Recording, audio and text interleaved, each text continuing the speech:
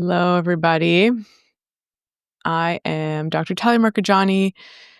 I'm a naturopathic doctor and a registered psychotherapist now. And last podcast, we interviewed Dr. Ali Chappell, who talked about the low insulin lifestyle that got a lot of attention, a lot of interest. So a lot of people listened to the podcast, were really interested in what Dr. Ali had to say. And the podcast was all about the impact of certain foods on our insulin levels with this underlying theme of insulin resistance. And I decided to do a presentation today on insulin resistance, the plague of our times. I recently just recorded a 10-hour course for a project that should be released this fall. I also have a microbiome course with the same company. It was 10 hours of filming on insulin resistance.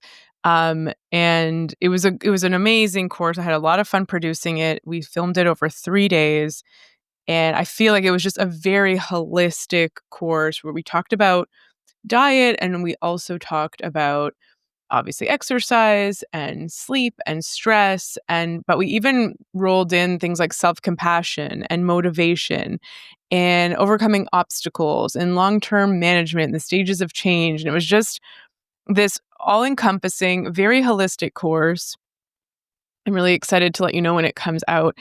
And so based on that research that I did, I had hundreds of references. And one of the people that I reference is Dr. Ali Chappell. But based on that, I decided to do a presentation on insulin resistance itself. Because insulin resistance is the plague of our times. So ultimately, all of the health influencers and everyone that's talking about health is in some way or another addressing insulin resistance. And if they're not, then they're missing a huge layer of what's going on with our health.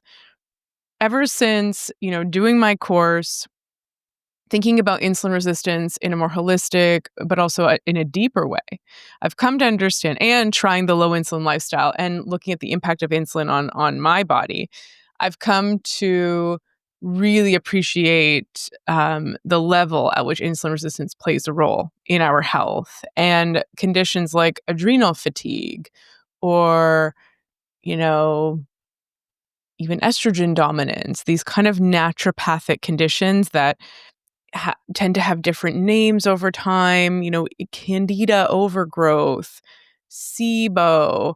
I'm not saying those conditions are only insulin resistance, but my stance is insulin resistance until proven otherwise. And we'll get into why in a second. So I'm Dr. Talia Marcheggiani, naturopathic doctor, and let's get into it.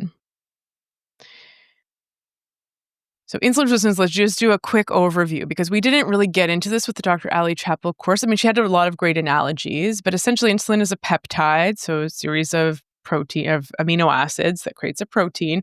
It acts like a hormone in the body. Its main function is glucose control. So insulin's job is to shuttle glucose from the blood into our cells. When we eat, we break down the carbohydrates from our food. This raises our blood sugar, and insulin's job is to make sure that our blood sugar stays within a normal range. When our blood sugar goes too high, our body doesn't like that. That's toxic to the body. But we also need sugar for energy. So insulin's job is to get that sugar into the cells through these cellular receptors. So it's like a lock and key. You have insulin, the hormone or peptide that enters into the lock of the cell receptor, and it makes all of these different things happen within the cell, allowing glucose to get in. Glucose goes into the mitochondria. It does remember the glycolysis, the Krebs cycle, and then it moves along the NADH and all of the components that are produced move along the electron transport chain with the power of oxygen and make ATP, which is the energy currency of the cell. So our body uses glucose for energy. So insulin's job is to make sure that glucose can get into the cell or it can be used for energy, but it also keeps glucose within a range in our blood. It prevents glucose from going too high in the blood. Now, when we become insulin resistant, one of the mechanisms is that we are spiking our glucose too often. So we need to call on insulin too often. And even though you need insulin to survive, if your pancreas, the hormone that makes insulin, or sorry, the organ that secretes insulin, if it's not functioning, you don't make insulin, such as in the case of type 1 diabetes, juvenile diabetes, you waste away and die unless you inject insulin into your body to do the important work of allowing your body to absorb, allowing your cells to get glucose. But when you have healthy functioning pancreas and you're calling on insulin over and over again to manage repeated blood sugar spikes, this can create some resistance in the cell, where instead of having, in this example, you have two receptors on the cell, now your cell takes one away and you just have one receptor. And it's harder to stimulate that receptor. You need more insulin in order to do that. So then your insulin levels start to climb, and eventually your body has a hard time managing glucose levels. This starts off in muscle cells and fat cells and liver cells, where there's a whole other cascade that we get into in my course.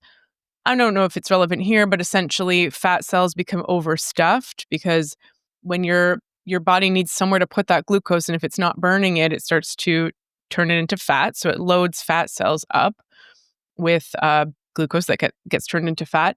But then those fat cells become so overstuffed and insulin resistant that they start leaking fat.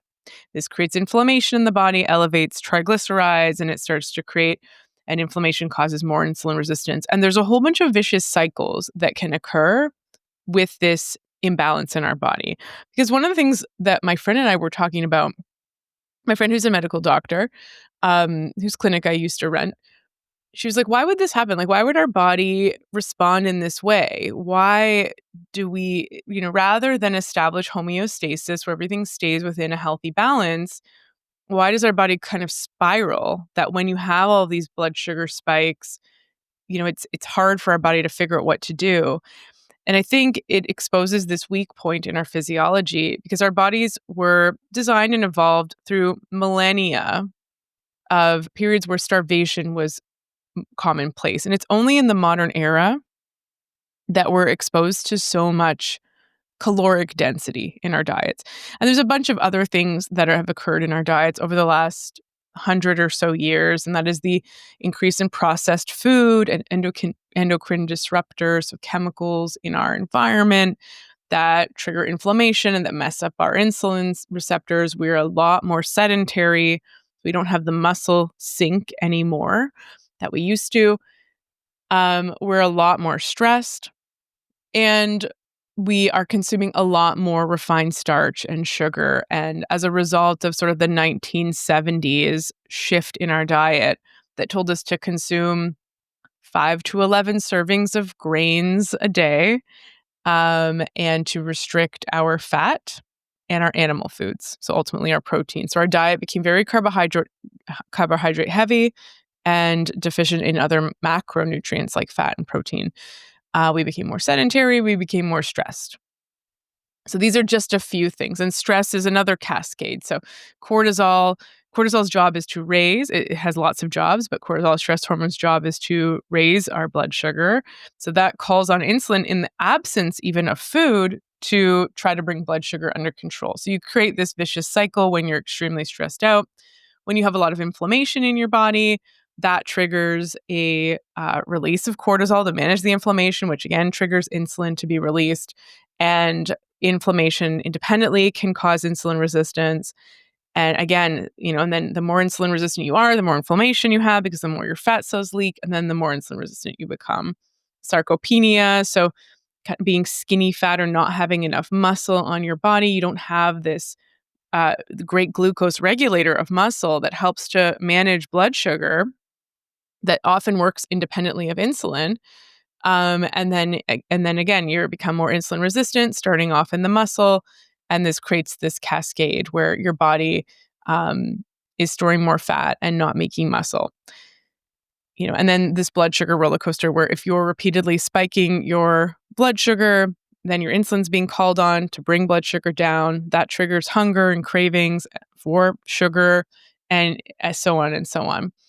Um, so because of all of these different things, we are 88 to 94%, depending on the study that you look at, insulin resistant. So in our society, 88% of people, or up to 94%, according to some sources, are insulin resistant. And this does not mean that you have diabetes or type 2 or pre-diabetes even. You can have completely normal sugar. And so this is often missed. Okay, so this is really important because we don't test fasting insulin on a regular basis, which when we're looking at the hormone insulin, that indicates more accurately if we're insulin resistant than just simple blood sugar. And insulin resistance, it has a lot of different impacts on the body. So one of the big ones is Alzheimer's disease, or otherwise termed type 3 diabetes. So the inflammation and the effect of getting energy into our brain um, can cause dementia. And so, it used to be thought that Alzheimer's was caused by plaques and tangles in the brain, and so drugs were geared towards reducing these plaques and tangles. But turns out that they are more likely smoke present at the fire, or even fire trucks present at the fire. They may actually be there to support the brain, but the brain's damage is occurring because of insulin resistance. So both insulin in and of itself is toxic to the brain cells, and then ultimately when blood sugar is not controlled, that's toxic to brain cells. So ultimately, when we're insulin resistant, we're not able to access energy, right? So our body is not good at bringing glucose into our cells. And therefore, and eventually we end up with elevated glucose. But even before that, we're not able to access that glucose. So think about it being a case of you're storing energy, because insulin is a storage, an anabolic hormone. You're storing energy very easily, but you're not able to tap into that energy to break it down. And so you're sort of starving in the land of plenty. Mental health issues, there's a whole field that's emerging called metabolic psychiatry that looks, and a lot of in this field, there's a lot of studies on the impact of ketogenic or extremely low carb diets on mental health. So things like depression, anxiety, and ADHD, but also schizophrenia, bipolar disorder. So some of the more severe mental health conditions, and a lot of really amazing results have come out in a few studies that have been done. And so some theories about this is that things like depression, anxiety are the result of energy poverty in the brain. So the brain is unable to really access glucose properly. ADHD being one example of glucose hypometabolism. So the brain is not able to really use glucose, and it becomes dependent on this sort of ups and downs of glucose. And then in order to get energy, so there's another vicious cycle that possibly can occur, that in order to get energy, individuals with this type of glucose hypometabolism seek sugar in their environment. They rely on sugar, and so they're constantly spiking their blood sugar in order to perk their brains up. Cardiovascular, so these cardiometabolic diseases. So, and when we talk about metabolic health or metabolism, we're referring to insulin resistance. Metabolism is our body's ability to use food for energy. So glucose, fat, protein. And insulin is a key hormone that allows us to use that food, especially carbohydrates, for energy, and to store that energy in our cells. So any disease that's associated with the cardiovascular system, which is impacted by insulin resistance, or any sort of metabolic issue, so obviously type 2 diabetes, but also cardiovascular disease, stroke, atherosclerosis, heart attack, hypertension, any heart issue. And this is because insulin is inflammatory. And so it creates inflammation in the blood vessels. It also shifts our cholesterol balance. And so what we often think of as a disease related to consuming cholesterol or consuming a high fat diet, bacon, cheese, is actually, in fact, likely driven by the inflammation and high insulin levels that are a result of insulin resistance. And so this creates an issue with how our body is metabolizing energy and our inflammation levels. Insulin resistance impacts our reproductive health, hormonal health, and sexual health. PCOS, polycystic ovarian syndrome, is an insulin resistance condition that causes infertility and other symptoms, hormonal imbalance, so more testosterone like symptoms, and lack of ovulation. Um, Erectile dysfunction is related to insulin resistance, which creates more viscous blood and prevents blood flow to the reproductive or sexual organs. Again, because we need energy for everything in our body. So anything that is highly dependent on energy, our liver function, our brain function, our cardiovascular health, our muscular health, all of these organs that require a constant energy turnover are going to be energy impoverished in the presence of insulin resistance because insulin is not functioning properly to allow us to access our energy from food. So instead, we're just storing that energy for fat as fat and we're not breaking it down. Many cancers are also associated with insulin resistance because many cancers feed off of glucose. And then again, insulin is an anabolic hormone, causes the growth of things. Yes, you need anabolic hormones, you need there to be anabolism or the growth of things to store, to build, but you need a balance of both. You need to also be able to break things down so that you can tap into something called autophagy, where you're clearing out damaged and dead cells. You're able to clear out, cancerous cells or precancerous cells. And you're able to engage in repair as opposed to always storing, and building.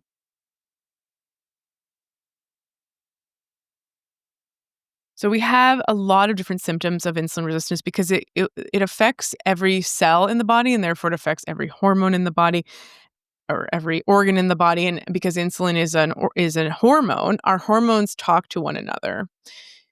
We have a very reductionistic view in medicine. So we like to just look at, like, what does one hormone do? What does insulin do? And then that's the end of it.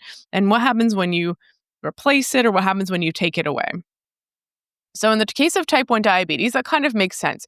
The pancreas isn't producing insulin, so you have to inject insulin into your body. There you go. Cut and dry. So a lot of things in medicine have this reductionistic kind of solution, and we can look at them reductionistically more or less, and more or less we can solve them reductionistically. But insulin resistance is a cascade, it's a network, it's a holistic issue. It is involved with these vicious cycles. As our body's trying to compensate for an imbalance, it creates more imbalances. Right. So, we're stressed. And so there's insulin resistance that's caused as a result of that. And then that insulin resistance causes more stress because we can't access our energy and we can't mount a proper stress response. And that causes, so it's like this vicious cycle that then starts to impact our inflammation levels and our cravings and our sleep. And so we have this whole mess that's impacting all of our organs, our behaviors, our psychology, our emotions, our mental health, as well as our physical health and our behaviors. So when we look at insulin resistance, it's impacting everything. It impacts our skin. We get things like skin tags, right? So we get random growths of the skin, turnover of the skin, inflammatory conditions of the skin, like psoriasis, eczema. A condition called acanthosis nigricans is the kind of this darkening or purplish pigmentation of the skin is really common sign of insulin resistance. Rosacea. A key symptom of insulin resistance is this visceral fat. So fat around the organs, particularly the liver, the pancreas. This is like a harder inflammatory fat. It's not the type of fat you can pinch. But you will be storing all kinds of fat with insulin resistance. But this key is the visceral fat. And we can measure visceral fat by, roughly by doing a waist to hip ratio, where you trace a tape measure around either the thinnest part of the waist or the belly button, whatever makes most sense to measure. And then you measure the widest part of your hips. You divide the waist by the hips, or is it the other way around? So smaller number on top of bigger number. And then it should be 0.7 or less. Um, so the idea is that you have a waist that's smaller than your hips. And if it's and so this is for women, I believe the number is one for men. Um, and the idea is that the larger the waist or the bigger the waist circumference, the more likely you have visceral fat and the more likely there's insulin resistance. There's also visceral fat often shows up on the face. So we often have facial fat when we have visceral fat, and it's because of some inflammatory mechanisms. Um, in blood work, we see elevated fasting insulin. Very interesting, and this is a huge feature in the Dr. Ali Chappell interview, but also something really frustrating in my work as a naturopathic doctor, that we simply don't test fasting insulin. So I do as an ND, but it is never tested in routine blood work. People are often gaslit into being told that their blood sugar is fine, so they don't need to test it, or for whatever reason they don't need to test it. It's a relatively cheap test. I order it as part of a comprehensive panel, but individually it's about $30 plus a lab fee. Um, and it tells you, quite frankly, are you insulin resistant? Because if you're insulin resistant, the first thing that happens is your fasting insulin starts to go up. And your fasting insulin causes its own set of problems. Like I said, it encourages fat storage and it prevents the breakdown of energy. Your body is saying store, store, store, store, store, don't spend. So you're not spending energy. And therefore, you're in this kind of energy impoverished state. You're more inflamed. You're having a harder time managing your other hormones. So, testing fasting insulin is very, very helpful because you're not always going to see an elevated fasting sugar when you have insulin resistance. Eventually, your fasting sugar, once your insulin is no longer functioning at all and it cannot control your blood sugar, you'll start to see an increase in blood sugar. And so this represents a later stage on the continuum of insulin resistance. The latest stage being a diagnosis of type 2 diabetes, which is where your blood sugar is now at a point that it's a cutoff. I believe it's 6.5 millimoles per liter. And so you've hit this arbitrary cutoff and now you have type 2 diabetes. But in the meantime, the cascade or the problem of insulin resistance, nothing special changes when you have type 2 diabetes. It's only a point at which your blood sugar reaches a certain number, but the underlying root of disease may have been manifesting for 15 to 20 years. And that is this insulin resistance where the cells are no longer responding properly to insulin, and you're seeing an increase in insulin levels. Even earlier than an increase in fasting insulin is an increase in postprandial insulin. So you consume a meal of starch or sugar. It's about you can do a glucose challenge where you consume 75 grams of glucose. It's this disgusting drink they have you drink. And then you measure your insulin and your glucose at 30 minutes, at an hour, at 2 hours. And you will see at the very, very earliest stages, you'll see this rise in insulin after a very high rise in insulin after consuming the sugary drink. Your blood sugar will be normal, but your insulin will start to rise. And actually, this is the stage of insulin resistance that I found myself on and another patient who was experiencing a lot of weight gain, seemingly out of nowhere. And she hadn't really changed much. She was kind of in perimenopause. She had a relatively sedentary job, but was eating otherwise healthy and was just noticing a ton of weight gain. So we did her fasting insulin and tested her HOMA-IR, so the homeostatic measure. I always forget what it stands for, but it's the homeostatic something measurement assessment of insulin resistance.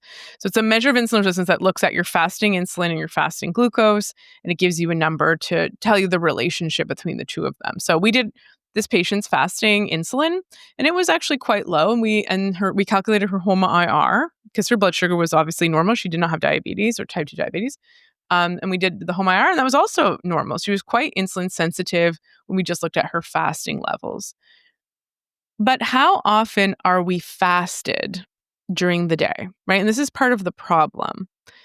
because I don't know about you, but when I wake up, I eat and then I keep eating until I go to bed. And I do a pretty good job of spending 12 hours in a fasted state most nights, meaning that, if I eat my breakfast at 7, I try to stop eating by 7 p.m. at night so that I just give my digestive system and my body a chance to repair and reset and not just be digesting constantly. And it also gives my insulin a chance to settle down. But for the other 12 hours, if I'm getting a large spike of insulin after eating, then I might be in this kind of high insulin state all day long. And when I fast, my insulin looks normal, but that's not the state that my body normally lives in. So we had the idea of not doing a glucose challenge, but having her just eat a normal, healthy meal and then testing her fasting insulin an hour later. And we did find that her fasting insulin was elevated, or well, it was her postprandial insulin was elevated. Um, so that would be the very, very first stage of insulin resistance. And some people notice that visceral fat is even the first stage, that before you even start to see insulin on blood work in the numbers, you see the symptoms where you're just noticing this increase in waist circumference. And the driver of that would be insulin. This often happens during the perimenopausal transition because estrogen and progesterone, more estrogen than progesterone, but both of them to some extent, have an impact on our insulin sensitivity. So estrogen makes us more insulin sensitive. And when you go through perimenopause and your estrogen levels start to decrease, you become just de facto more insulin resistant without changing anything. And this is why so many women present with the concern of increased abdominal fat. And they're like, I haven't done anything. I'm noticing this change in my body composition and it's so frustrating and I don't know what's going on. And we do look at estrogen, obviously, whether it's hormone replacement or other things that we can do. But the big thing to consider is, okay, there may be a time, this might be a time now to refocus on insulin. What was working for you in the past, given now that your estrogen is lower, is likely not going to cut it anymore. And we need to start shifting lifestyle in the direction of supporting insulin sensitivity. So other signs in the blood are, fasting glucose, obviously, when you're in the later stages, will start to be elevated. And then elevated triglycerides. Triglycerides are part of a cholesterol panel. They are the fat in the blood. So this is when the fat cells become overstuffed, particularly in the liver. We start to see an elevation in fasting triglycerides. And, it's funny because sometimes patients will come in and they're like, my doctor says I have, I'm thinking of one patient in particular. She said, my doctor said I have high cholesterol. And so we looked at her blood work and actually have two patients with the exact same thing. Two had elevated, they both had elevated liver enzymes, showing that there's something going on with their liver. Their liver's not happy. Their liver is experiencing inflammation. The liver is struggling in some way. That's what elevated liver enzymes tend to tell us. And, their liver's not working properly. There's some inflammation in the liver. The liver's not able to process these triglycerides. And they both had elevated triglycerides. And that was the only thing abnormal in their cholesterol panel. And their doctor put them on a statin, which we know's main job is to reduce LDL cholesterol, one of the cholesterols, but total cholesterol as well. And, has an impact on triglycerides, but not a large impact. And it's not the therapy, in my opinion, for elevated triglycerides. It's certainly not the first line that I would recommend. I would recommend first supporting the liver, figuring out what's going on there. In one case, it was Tylenol overuse. In another case, it was insulin resistance that was causing fatty liver. And then, so it's first supporting liver and then addressing insulin resistance if it's present. And in one patient, it was. But certainly not a statin. It's not addressing the root or even the issue. And again, this is reductionistic, right? It's like cholesterol, statin, and ignoring the fact that there's a lot of different things going on in a cholesterol panel. And statin may be the answer for some particular people who make a lot of LDL cholesterol, and they have scary high levels despite having low inflammation. And even then, in that case, I would argue that we might not be that concerned about their LDL if they have low inflammation and they're insulin sensitive. But those people would probably be the people who would benefit most from a statin, just to keep them from overproducing the LDL cholesterol that they genetically overproduce. The other thing that we'll see in blood tests are inflammatory markers elevated. And these can be elevated for various reasons, and they won't always be elevated in insulin resistance, but we tend to see inflammation. And so that would be a reason to look at why there's elevated inflammation. And, other symptoms that we see, insulin resistance affects our brain. So we have brain fog. It affects the health of the blood vessels. So we get hypertension or high blood pressure. We see mental health issues for various reasons. We know depression is an inflammatory condition in the brain. There's low levels of inflammation that create this kind of like low mood, an issue with serotonin and dopamine metabolism that presents the symptoms of depression, right? Low mood, sadness, apathy, um, you know, disinterest in things that previously brought you joy. Anxiety, we know, has a lot to do with this blood sugar roller coaster triggering the autonomic nervous system. We get fatigue when we're insulin resistant because we can't access our energy properly. We have difficulty losing weight because we are constantly telling our body to store, store, store, and not use. We get fatty liver and fat on the organs. I am convinced that adrenal fatigue, until proven otherwise, is insulin resistance. And my friend actually came to this conclusion when she went on the low insulin lifestyle. After I introduced her to Dr. Ali Chappell, she's like, I no longer get that crash from 2 to 4 p.m. And she's like, so what I thought was adrenal fatigue that I was managing with like salt and adrenal herbs and stuff like that, was in fact insulin resistance.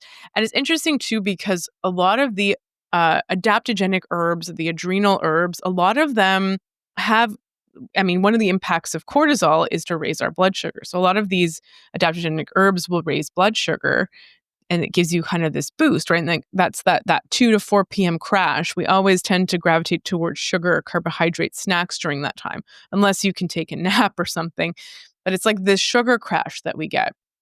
And again, when you're insulin resistant, you're having trouble managing your blood sugar. Maybe you had a lunch that had too many carbohydrates. You got a huge insulin spike, and then you get this huge crash from 2 to 4 p.m.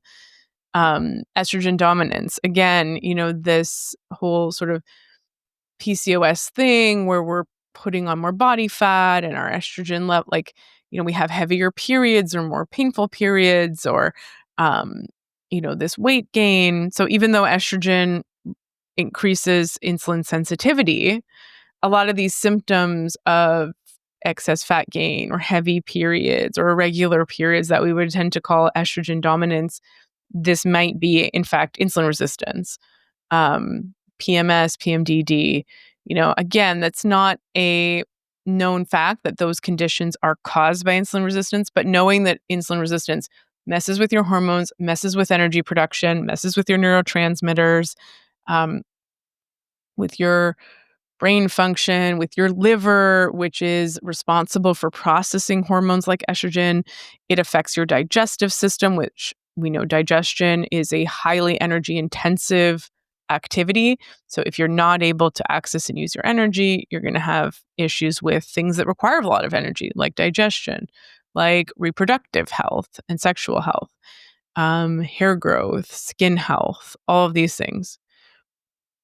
So it's sort of like every symptom in some way we could argue is connected to insulin resistance. And so my advice is, when patients are presenting with a whole bunch of things, as we do a fasting insulin test as part of routine blood work, in order to assess. And also, given that 88 to 94% of us have some sort of metabolic dysfunction, it's fair to say we should definitely rule this out, because the norm would be, or at least the common thread would be, insulin resistance is having some role to play in what someone's experience is. So the blood sugar roller coaster, throughout like most of my naturopathic practice, I've been like harping on this idea of blood sugar, because our body does not like to have high blood sugar. This is toxic, and it doesn't like low blood sugar, right? Low blood sugar triggers cortisol, triggers an autonomic fight or flight response, right? The sympathetic nervous system responds, and that triggers cortisol, and then your blood sugar goes up, and then you're craving, and you're going on this roller coaster. And this is the case with anxiety. I see it time and time again. Um, Anxiety, until proven otherwise, is a blood sugar roller coaster phenomenon. Brain fog, adrenal fatigue, all of this is connected to our blood sugar.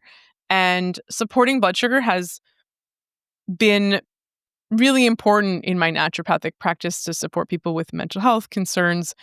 And then, as a psychotherapist, psychotherapy is extremely effective. It's an amazing tool and modality, and we get deep, and we sort through the emotional experience, and the how we think, and our self-talk, and our boundaries, and we do all that stuff. And but then if there's if a psychotherapy client is like having a croissant for breakfast and then a sandwich for lunch, there's only so much psychotherapy we can do um, without really addressing their blood sugar. Um, so many of us are on this blood sugar roller coaster day in and day out, right? You wake up and then you're kind of nauseous and you're anxious, and that's low blood sugar, and it's your cortisol trying to kick into gear. Then you have, the typical breakfast. When I was a kid, I would have cereal and skim milk, like sugar cereal often. And I don't know how I survived, but yeah, I was like daydreaming. I was like not focused. I couldn't, figure out what was going on in math. Yeah, and then I remember we had lunch, and I probably made myself a sandwich. Sometimes it would have meat in it. There'd always be a sugar treat. It wasn't a horrible lunch, but yeah, it was back in the 80s or 90s. It was kind of the height of our nutrition disaster. And so many of us still do that, right? Cereal for breakfast, or toast, or croissant, or just kind of a carb breakfast, something easy on the stomach. You wake up, you don't have much of an appetite. You're anxious. You just want to eat something quickly, banana, whatever. So your blood sugar goes up, and then your body releases insulin. It comes crashing down, and then over time you become insulin resistant because insulin stops responding effectively to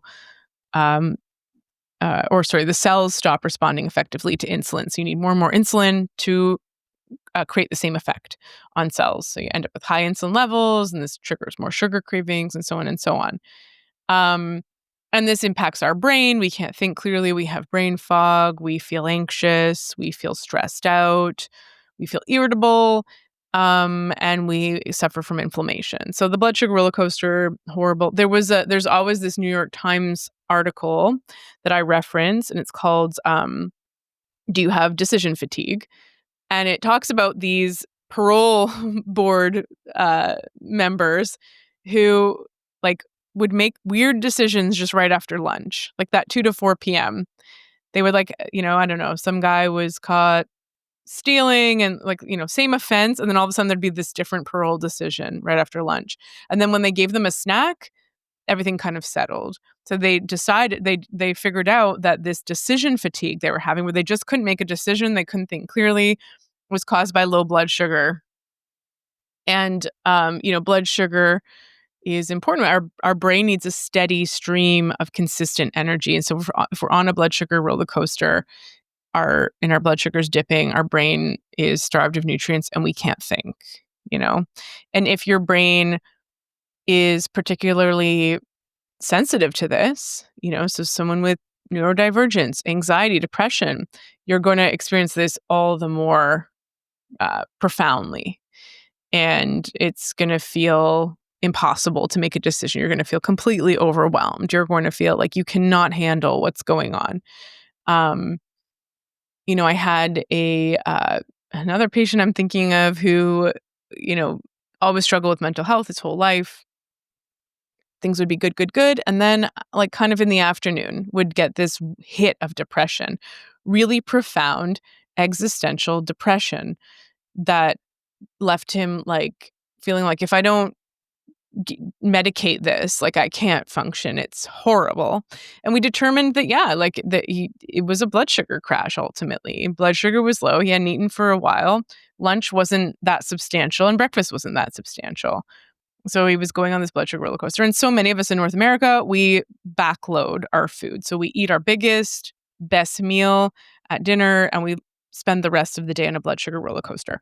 So I preach this all the time. I've talked about this in courses, and I was really jealous when I discovered, as many of you've heard, the glucose goddess. So somebody whose entire brand is focused on blood sugar. And her whole thing is that she puts on a continuous glucose monitor. So this is something that measures, creates these graphs here that show your blood sugar going up after you eat. And she's showing you all these different like permutations and combinations of food and how food impacts blood sugar. And so that's really cool. And I was really jealous. She's like 5 million followers. I'm like, why didn't I think of this? Even the name Glucose Goddess, genius. And she does a lot of good work. She's a biochemist. I have referred tons of patients to her work. And so things that she talks about are, apple cider vinegar prevents you from getting this glucose spike, the sour in the vinegar, the acidic acid. It helps to kind of slow this glucose absorption. When you add fat, fiber, and protein, so she calls this putting clothes on your carbs, it tends to blunt the glucose response. So fiber, how does that work? Well, fiber, it kind of creates this coating and it's harder to access the glucose. So you don't get this crazy spike of glucose into your bloodstream.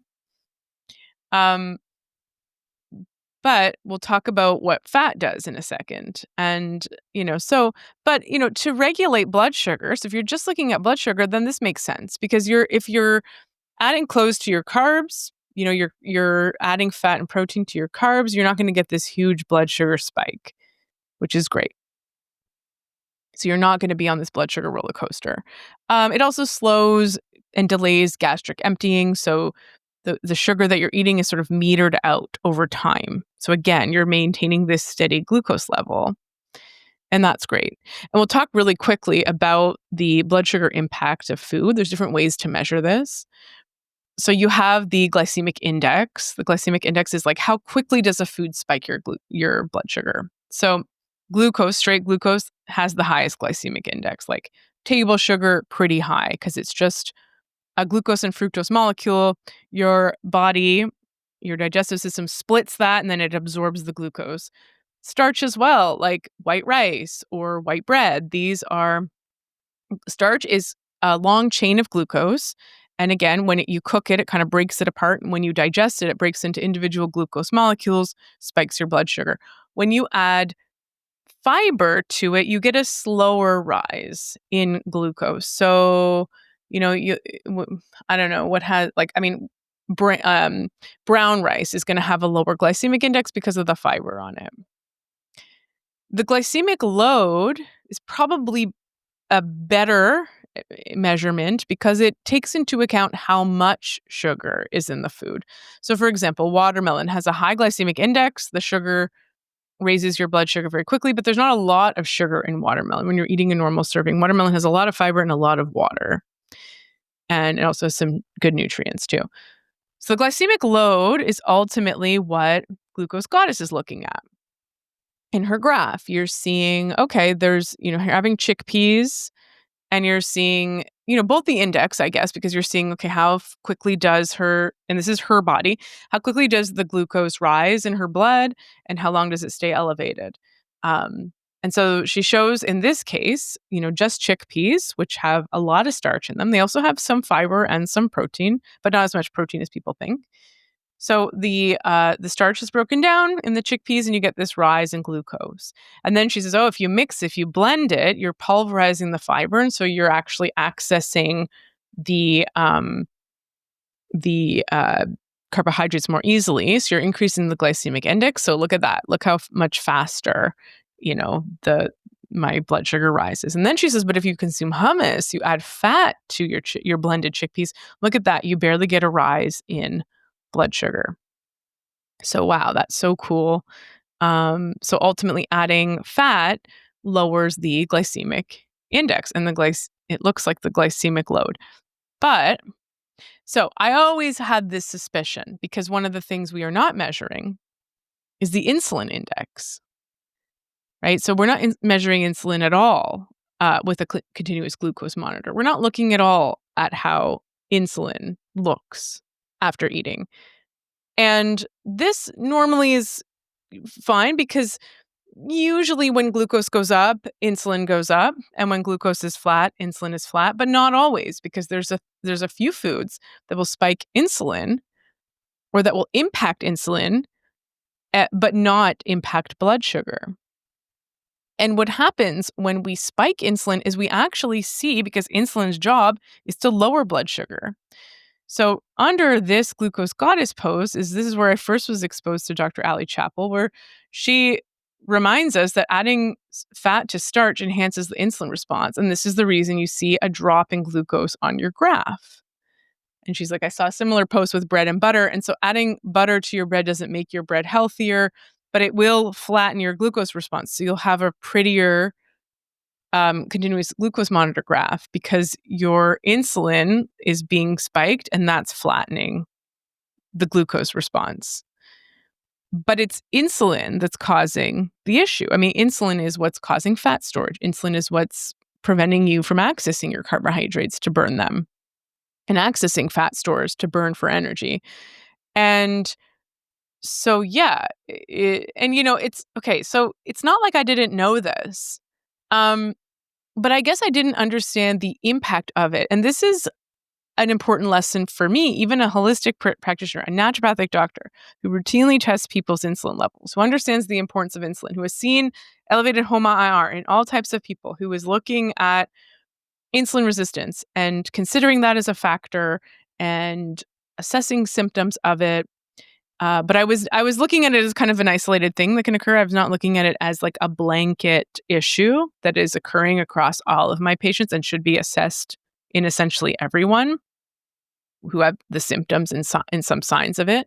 But yeah, I was aware of insulin and the impact of insulin on food. And I was even aware of the insulin index, which looks at the impact food has on our insulin levels. So how food spikes insulin. And I knew that, yeah, obviously white bread is going to spike your insulin because it spikes your sugar and that spikes insulin. But I also knew that things like skim milk were potent generators of insulin or created an insulin release. And so I kind of knew, okay, stuff that doesn't necessarily have a lot of sugar has an impact on insulin levels. And so so what we know is that carbohydrates have a high insulin index, right? So starchy carbohydrates, starches and sugar. Protein actually has a moderate impact on insulin. So it will not spike your glucose. So it's not going to change your glucose monitor, but it will have an impact, a moderate impact, about 20% release on your insulin. Fat will not have an impact on insulin or blood sugar. So if you consume olive oil, if you just drink a bunch of olive oil, it's not going to do anything to your insulin and it's not going to do anything to your blood sugar. But when you add fat to starch, it will accentuate an insulin response. So it is going to impact fat storage. And we knew this from adding fat and sugar was a potent way to store fat. So this was something that I knew, but I never really kind of connected this to Glucose Goddess's work. And so I thank Dr. Ali Chappell, and this is how I found out about her. So Ali Chappell, she created, because she works with PCOS, she created this idea of okay, foods that spike insulin are starches. Okay, so rice, not just white rice, all rice, bread, flours, potatoes, sweet potatoes, so kind of like tubers and grains essentially, and legumes, sugar, so table sugar, added sugar, but also whey protein. So unfermented dairy, so milk, whey protein powder, because whey protein stimulates a peptide called IGF-1 or insulin-like growth factor 1. And again, we know that insulin is a storage hormone. So whey protein is used for muscle building because we need insulin.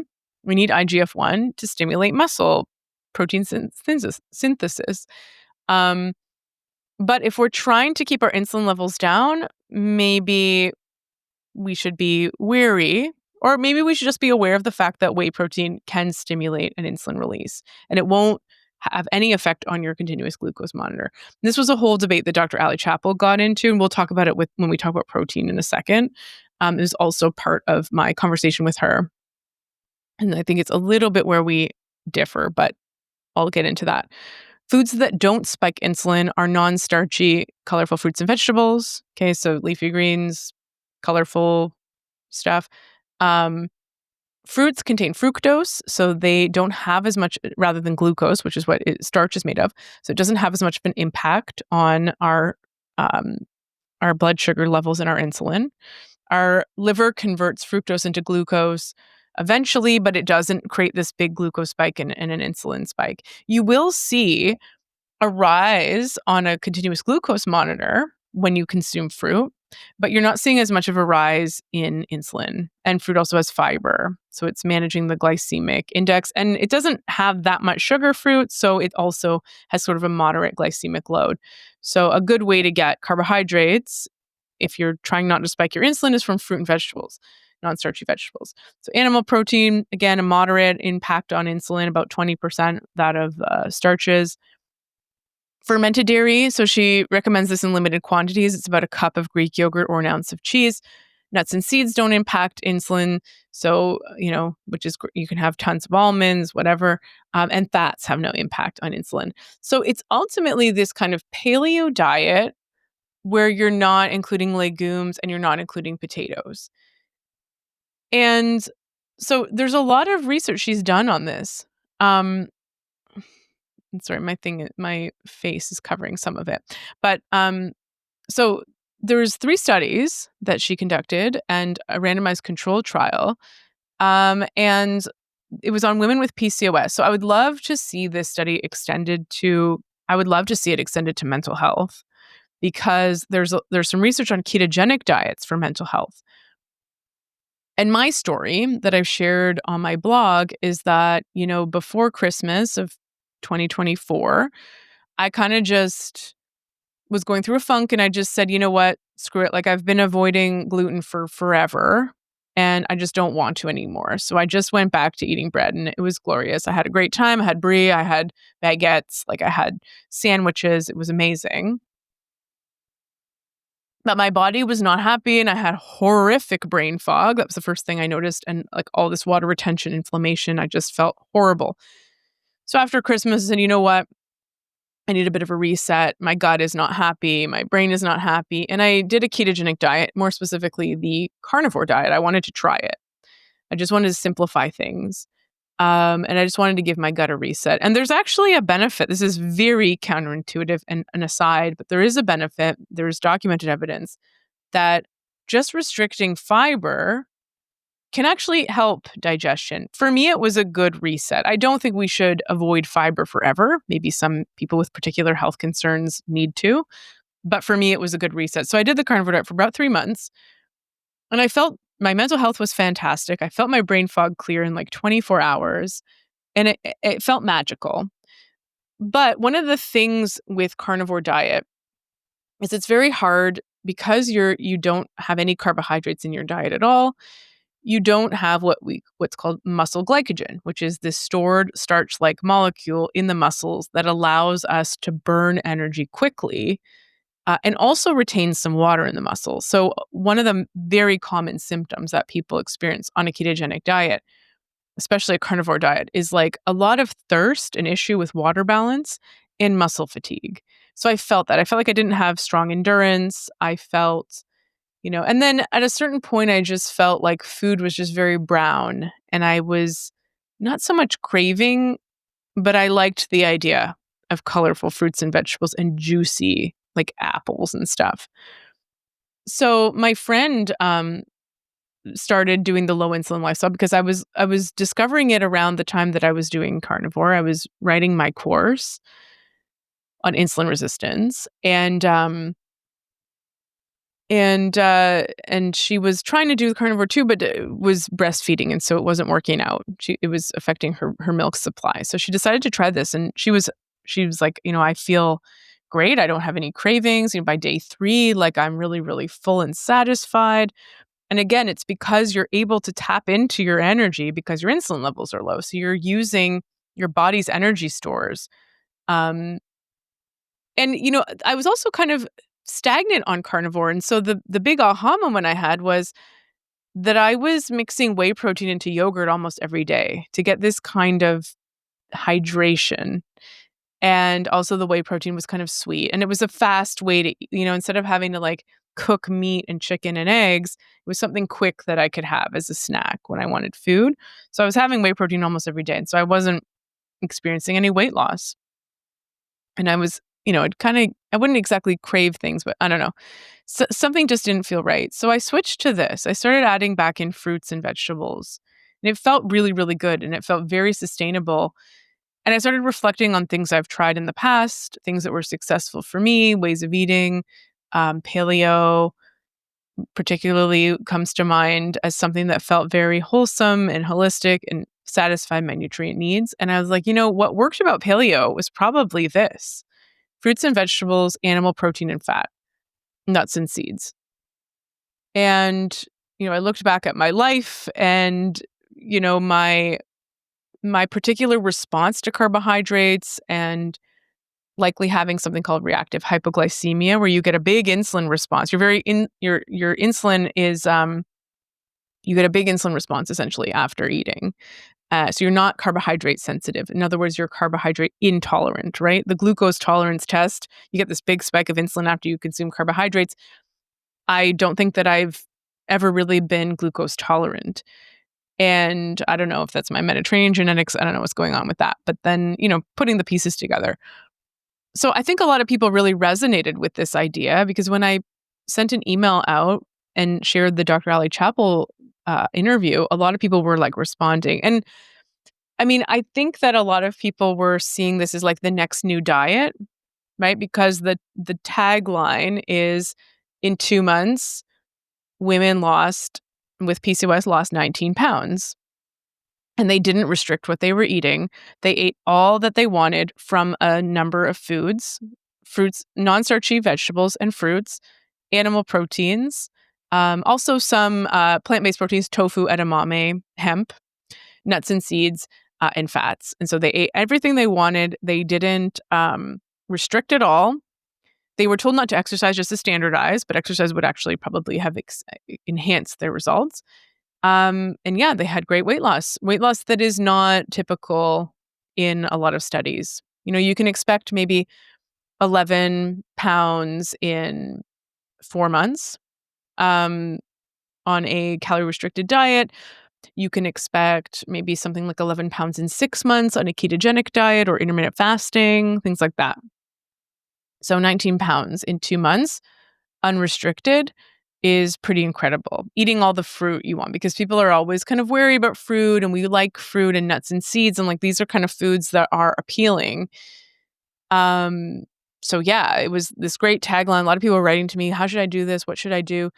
I think for me, the biggest thing, it's not so much weight loss, it's the digestion feels great, brain feels good, energy feels good. I'm not constantly hungry like I always have been.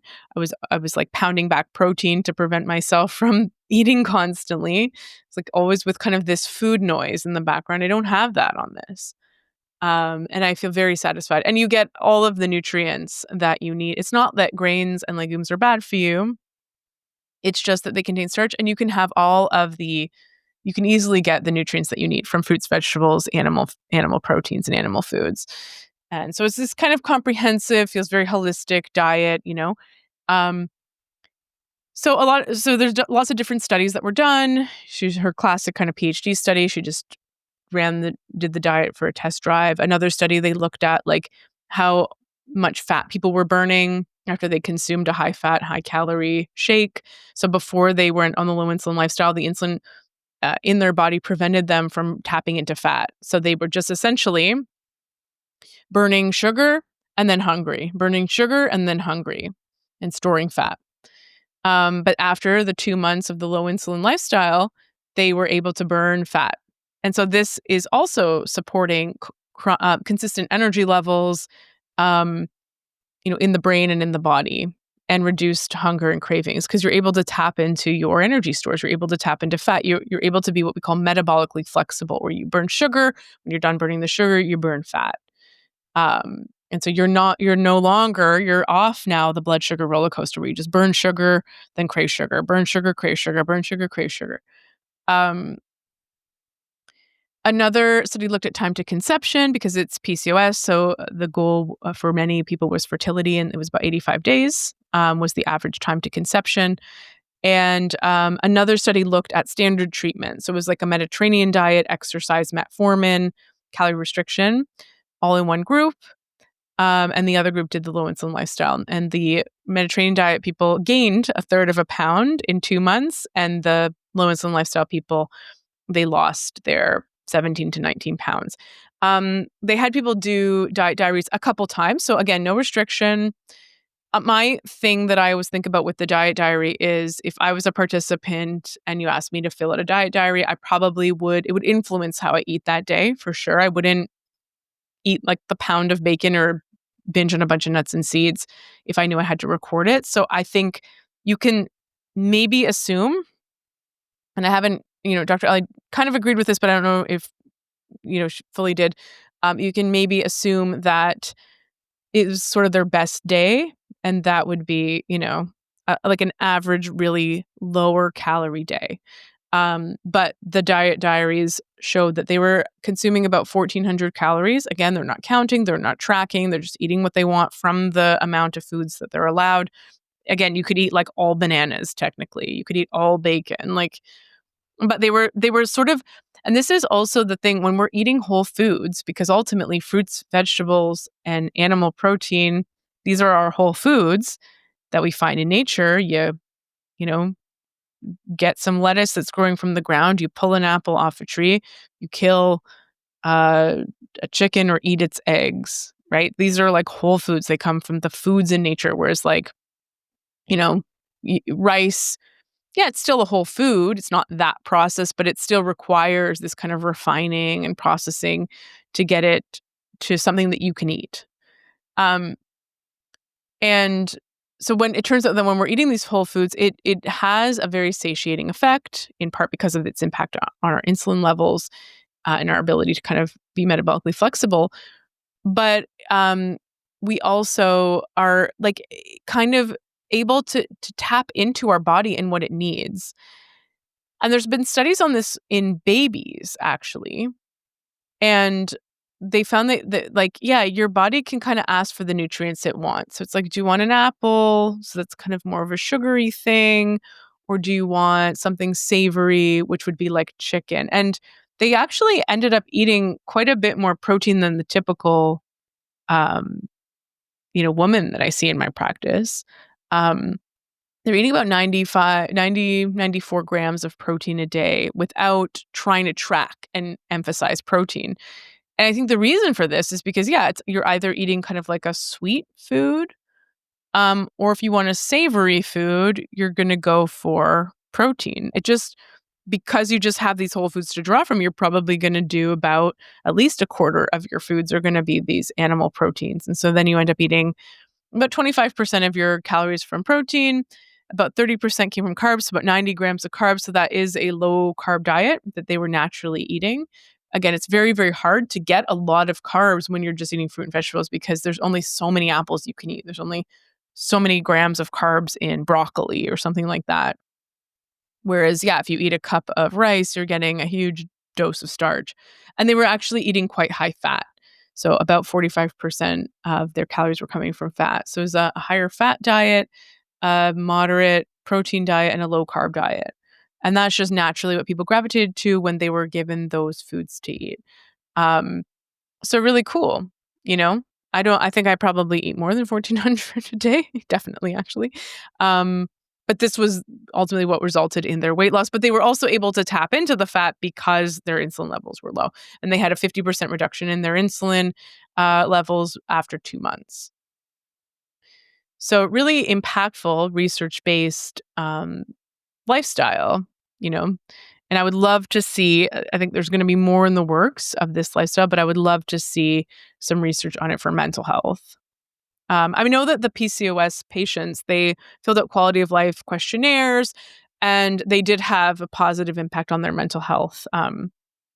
But I don't know if they weren't doing like, you know, GAD-7s and stuff like that, measuring their anxiety, their depression, like PHQ-9s, like measuring their mental health specifically. They were measuring their tendency to binge eat went down, their irritability and impulsivity went down. So kind of their food behaviors and how that relates to mental health all improved. But there wasn't, I don't, as far as I'm aware, any specific like mental health symptoms. Although subjectively, if you talk to them, I'm sure that they would probably have good things to say about how they felt mentally and emotionally. Um, so the protein question. So there was a lot of controversy. I don't want to like draw more attention to it, but Dr. Ali Chappell was involved in this debate around whey protein.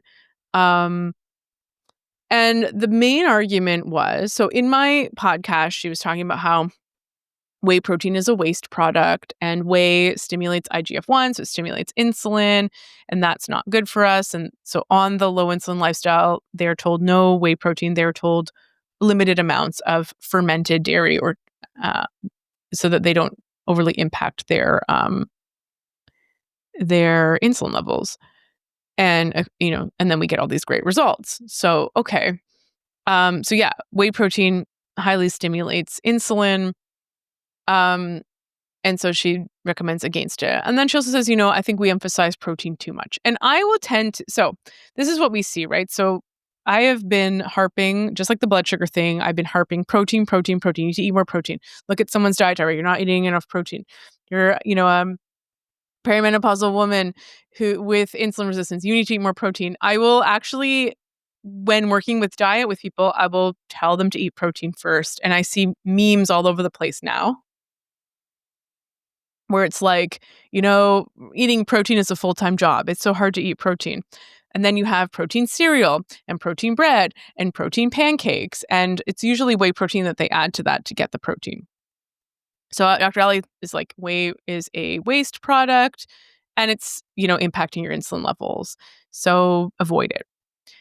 And then she had a debate with somebody who said, okay, you're looking at the mechanism. You don't like that whey has an impact on insulin, but what's the impact on metabolic health when people consume whey protein? And so there are studies that show either no effect or maybe it's beneficial. And the reason it would probably be beneficial, me without having like looked in depth at the studies, I would assume that adding whey protein would be beneficial because whey protein stimulates muscle synthesis, right? Just like insulin does.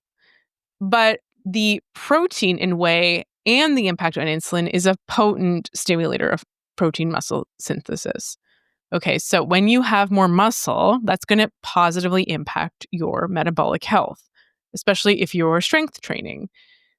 Further, adding more protein in people who are largely protein deficient, because most people are not getting enough protein. I mean, now maybe they are because protein has become a marketing thing. But people are tending not to get enough protein because the guidelines were always to get 0.8 grams per kilogram of body weight, which we now know is like the minimum to prevent muscle wasting. And it's not enough to be well muscled. And so we have this epidemic of low muscle and insulin resistance.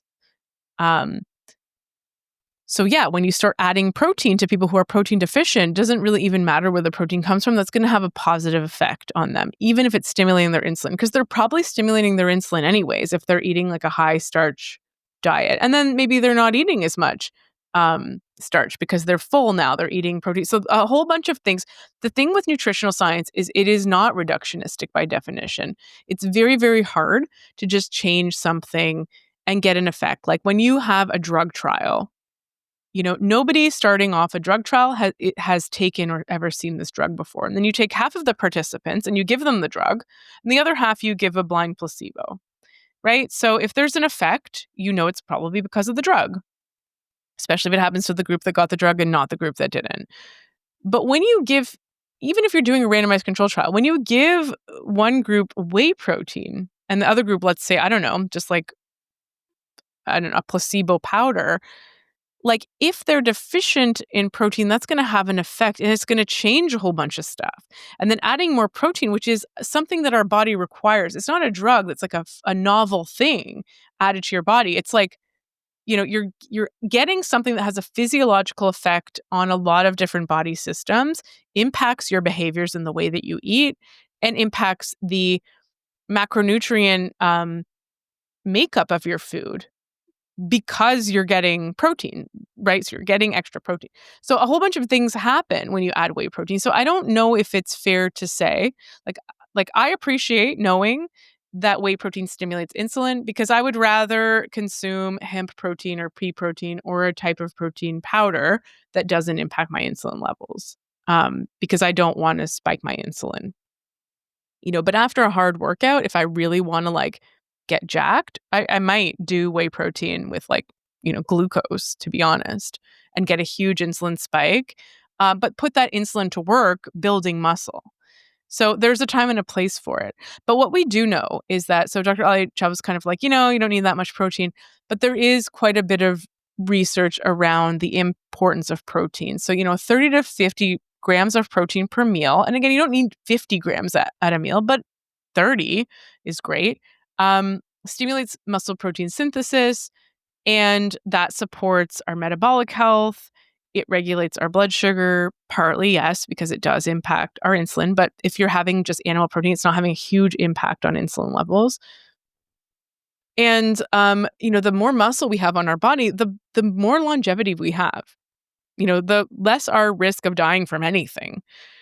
Muscle is a glucose sink, so it soaks up glucose at rest, but really goes into overdrive at soaking up glucose when you've just worked out. And in fact, you don't need insulin to bring your glucose down when your muscles are working. So this is the advice where you take a walk after dinner, you start working your muscles, and you don't need even insulin to get the glucose into the muscles and store it as muscle glycogen. Further, we store about 400 grams of carbohydrate as muscle glycogen. It's a huge, reservoir of glucose that doesn't have to go into fat cells, doesn't have to overstuff them. So the more muscle you have, the better glucose sink you have. And then you have this quick burning energy. So the more muscle you have, the better. And you need protein you need two things to stimulate it when you're an adult. You need protein, so lysine specifically, branched chain amino acid, and you need resistance training. So you need to have a stimulus on your muscle to create muscle. And we know there's lots and lots of studies on protein forward diets. So diets that deliver about 0.8 to 1 gram per pound, not kilogram, of ideal body weight per day. So it's almost double the previous recommendations of 0.8 grams per kilogram. So we're saying 0.8 to 1 gram per pound. I just aim for 1 gram per pound of body weight. And so if you distribute that over the course of a day, across 3 meals, then maybe, if my ideal weight is 150 pounds, and I'm trying to stimulate muscle and decrease body fat, then I'm probably aiming for about 50 grams per meal. There's studies shown by Dr. Gabo Leon that are not new studies from the early 2000s where when, people had a bigger protein breakfast, a decent protein lunch, and decent protein dinner versus a group that had a really crappy low protein breakfast and their biggest meal was dinner, they lost more body fat, lost less lean mass when they were engaging in calorie restriction. And there's another study that shows, low protein diet, low protein plus exercise, high protein diet, high protein plus exercise.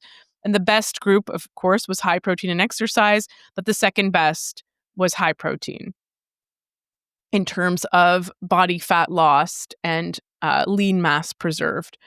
So a lot of benefits to having protein. Does that mean go eat protein cereal? Honestly, my answer to the memes where it's I'm working overtime trying to get enough protein. My answer to that is just eat meat. Just eat meat. We're so scared of meat.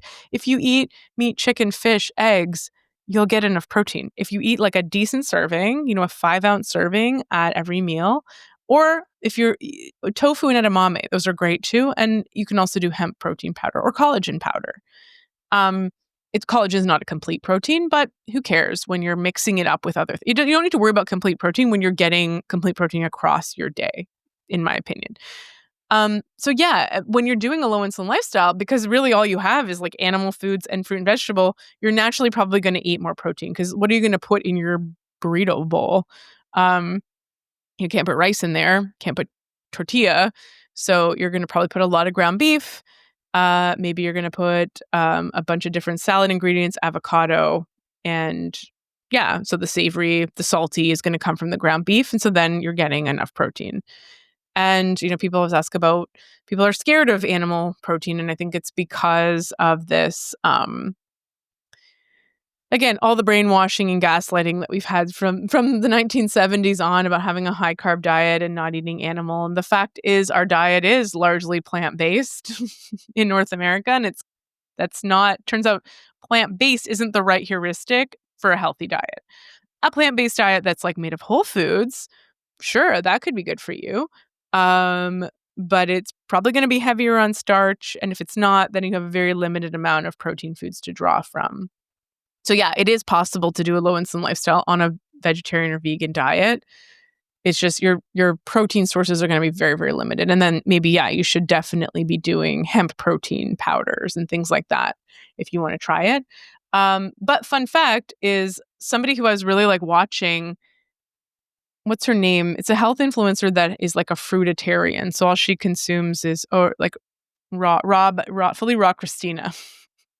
So she has these beautiful like platters of fruit. She gets to eat all this food because she is doing a low insulin lifestyle, vegan version. Lots of nuts and seeds and fruits and vegetables. So she's just not eating any animal product and she's surviving. But I think she started adding protein powder in recently. So yeah, so very interesting kind of debate that happened, but I think that we definitely want to eat enough protein. And in my course, I suggest, starting with protein first, because the thing with that is, it's less about restriction, which can be really helpful, especially if you struggle with insulin resistance, chances are you've done a diet before, because if you have difficulty losing weight, you've probably tried something to try and lose weight, whether it was fasting, whether it was Weight Watchers, whether it was something. So you've done restriction before, you've counted calories, you've tracked your macros, you've done something like that. So telling you to eat less of something, I mean, yeah, that's helpful, especially if it's like don't eat any starch, particularly if you have really strong insulin resistance. But I like to suggest protein forward first because it feels less restrictive. You're focused on eating something. You can always eat it at the end of the day if you weren't like you can always have like a protein smoothie or something at the end of the day, or a steak if you're like I didn't follow it today or had a busy day, versus like having to reverse overeating or eating something that you weren't allowed to. So it has this kind of positive frame, and it will displace other macronutrients in other foods. You feel more satiated, your blood sugar is more stable, your brain has more continuous glucose control. It increases tyrosine, which increases dopamine, which supports motivation, reduces cravings, supports executive functioning. There's all these positive benefits to adding protein. And so it's not the only thing. It's not just protein and nothing else. It's just my first step often when patients come in and we need to start working on lifestyle foundations. Lifestyle foundations it's hard to get someone to do big changes right away. In my course too, we talk about like what happens when you have to eat out, what happens when you go to someone's house, what happens, how do you say no to people who offer you their pecan pie, So there's a lot, but if their first goal is just to increase protein, it's like you can navigate all of that stuff, you just focus on protein and just see what changes. And that's like a good way to start thinking about food and tracking food and not thinking about restriction. And then you're not hungry, so you don't have that same association of like, I'm going to do a thing to be healthy and it's going to result in me being friggin' hungry, which was my association my entire life. So on the low insulin lifestyle, I don't find that I'm hungry. Actually, I'm very satiated, but it can be something to wrap your head around. To be like, I can't have starch. So what's starch in? And what can I eat and what's the list and what's the grocery. So how am I going to have tortillas? How am I going to do this? So Dr. Ali Chapel uses a lot of almond flour, but yeah. So I think protein has a very important place in supporting metabolic health. Now, putting it all together, um, so I think when a patient comes in, the first thing is we do an assessment. We may do some testing, and we come up with an individualized plan, right? So, yeah, you can take this and run with it. You can just Google the foods, but again, it's like no starch, no sugar, no unfermented dairy. And then you can have, all the fruits and vegetables, all the animal protein. I will say that a patient um, that I saw recently, she's like, I'm going through perimenopause. I have brain fog. I have no energy. I've got all of these symptoms. I'm gaining weight and I can't lose it. I feel like garbage. My mental health is terrible. And I want to, rehaul my health. And so we talked with a low insulin lifestyle because she had other signs of insulin resistance. We didn't measure insulin, but we definitely have a plan to do that. Cost is a factor in terms of blood testing. And we want to just test everything together. So she already had a lot of signs of insulin resistance. She had high triglycerides, low HDL or good cholesterol, some inflammatory markers, and actually was starting to get elevated hemoglobin A1C or blood sugar was starting to go up. So it was kind of in the at-risk range. So, okay, we don't have a baseline insulin test, but let's go ahead with, treating insulin resistance. So recommended low insulin lifestyle. She was already doing lots of strength training, had a good exercise routine. And she came back and she's like, I feel amazing. Within 3 days, everything transformed. My symptoms are all better, blah, blah, blah. What are you eating? And she's like, well, I'm eating quinoa every day and I'm eating lentils every day. And I'm eating chickpeas. So you don't have to be perfect. In other words, is that, so there's an individualized approach. I didn't have the heart to tell her that those foods didn't belong on the plan. But if it's working, why be more restrictive, right? If you can there's lots of benefits to having lentils. Lentils have iron, they have fiber, there's another protein source, quinoa. It creates variety. You feel better because you can eat these different foods. You can replace rice with it. I like this lentil flatbread that I make. So if you don't need to be that restrictive, if you don't need to do zero starch, then great. So we're looking kind of at an individualized plan. Like, what are you already eating? How can we tweak things? Maybe we start with more protein. Maybe we start removing some starches. Maybe it's just sugar that we deal with. Maybe we say, you know what? Don't worry about fruit. Eat all the fruit you want. In fact, when you eat fruit, it's helping address a sugar craving, and then you're craving candy less and you're having less binges. Like, we're looking at the individual and we're bringing all of the features together, right? So yes, you can just try a diet on your own. That's great. But I am always concerned that it just becomes another diet that we try. And then we meet the same internal or external obstacles and we feel bad about ourselves, and that triggers that shame and that triggers that that feeling of defeat. And you cheat on it and you don't have someone to help you reframe that it's not a cheat. It's just like, who cares? Like, whatever, So, how do we approach this individually is always so important. I think my face is covering it, but essentially the low insulin lifestyle is no starch and sugar, increasing protein, fat, and fiber, and strength training 2 to 3 times a week. So adding in strength training, supporting muscle building. That's very important, right? Is building that muscle. There's a whole section on muscle and exercise in my insulin resistance course. Diet, yes, is really important, but it only has it's only one core, like one part of the course. And then a huge part of my course is on stress management and like regular movement, lifestyle, like, stuff that supports your mental health. Again, it's like, yeah, insulin resistance is good for your mental, healthy insulin levels supports your mental health, but supporting your mental health, like with these self-care practices, like for me, it's getting out in nature, practicing hobbies, socializing, reducing your stress, getting to sleep on time, sleep support. All of that is also good for your stress levels, which is good for your insulin levels. So you can like reverse these vicious cycles. You lower your inflammation, Maybe there's certain supplements that can help, right? If you're not sleeping, supplements for sleep. If you have sugar cravings, there are supplements that can support that.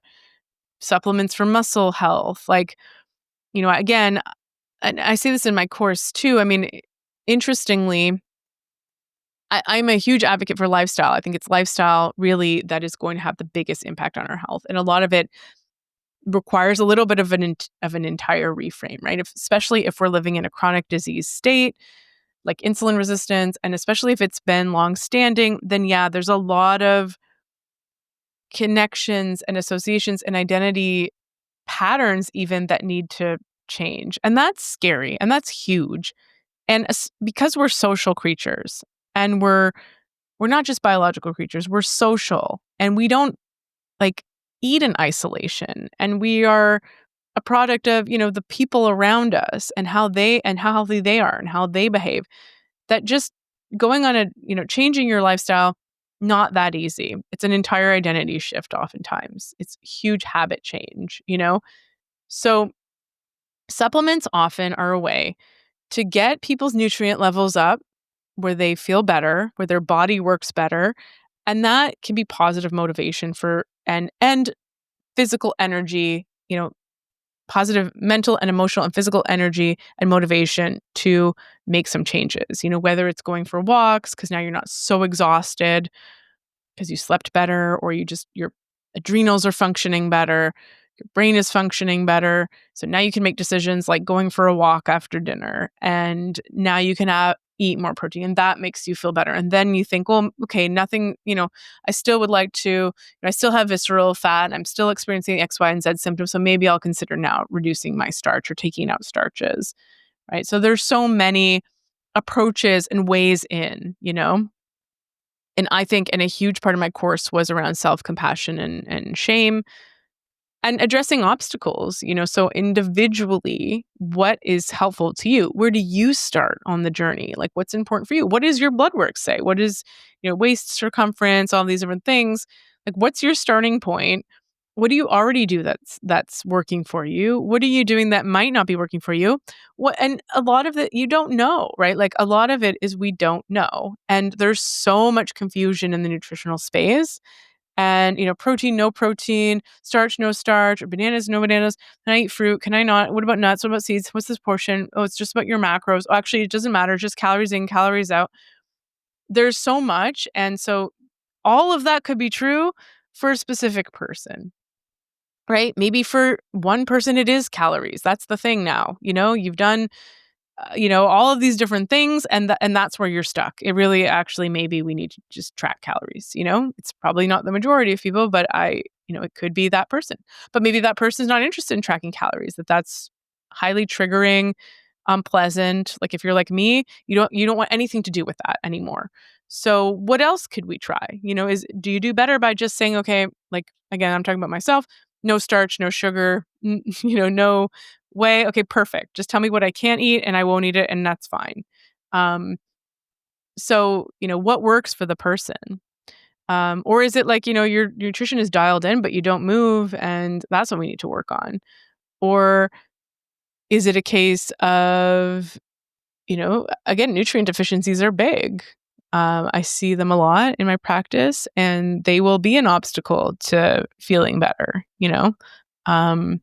zinc deficiencies or B6 deficiencies or, so there's an entirely holistic approach essentially in which we're addressing things. Um, and yeah, so that's it, everyone. So if you have questions, reach out, connect@taliand.com. If you're following on YouTube, like and subscribe, please. I have lots of ideas. I have lots of plans. And I think, subscribers, questions, engagement would really help me with the execution. I'm happy that I released this. I've been thinking about this for a while. April has been quite the month. It's been terrible, quite frankly. So, but the foundation of low insulin lifestyle and movement have actually been very helpful for me, keeping me afloat. So I think that's, I can say that when put into practice, it works.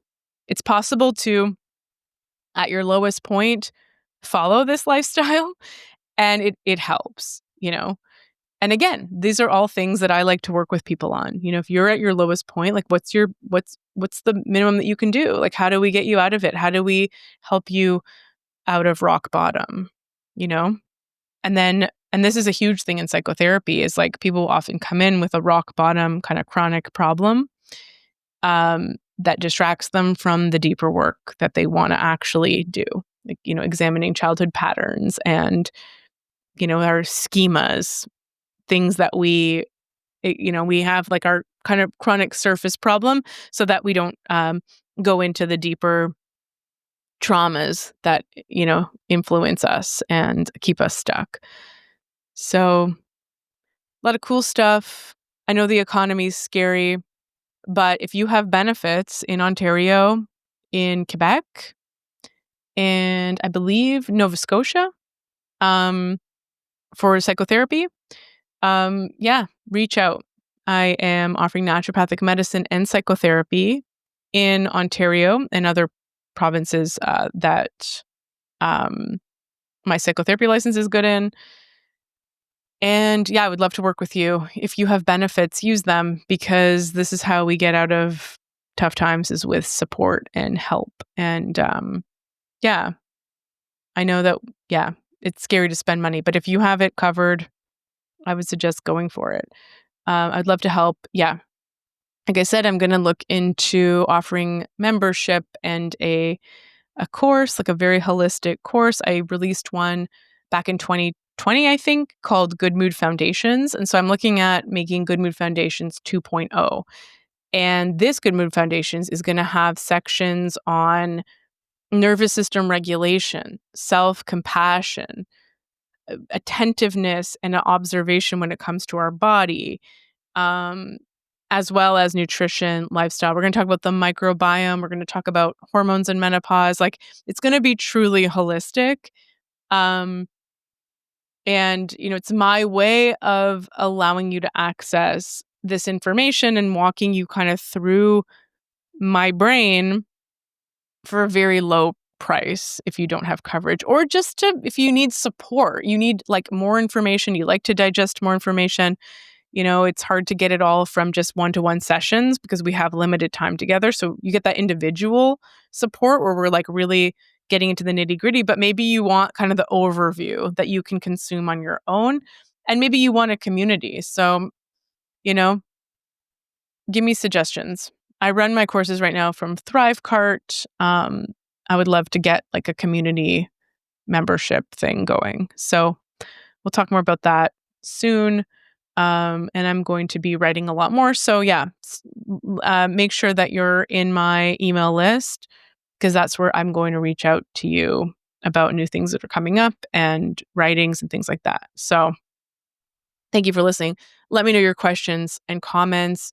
You know, leave a comment below or reach out at connect@taliand.com. If you live in Ontario, I'd love to work with you. Take care, everybody.